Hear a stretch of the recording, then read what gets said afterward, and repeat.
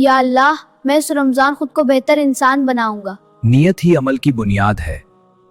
जल्दी आ जाओ बेटा, सहरी का वक्त खत्म होने वाला है। सहरी में बरकत है। फजर की नमाज से दिन का आगाज सुकून और रहमत के साथ। ये वो महीना है जिसमें कुरान नाजिल हुआ हिदायत बनकर। मुझे प्यास लग रही है मगर मैं सब्र करूंगा। रोजा हमें बर्दाश्त और खुद पर काबू सिखाता है। रमजान हमें सच बोलने, गुस्सा छोड़ने और अच्छे अखलाक अपनाने की तालीम देता है।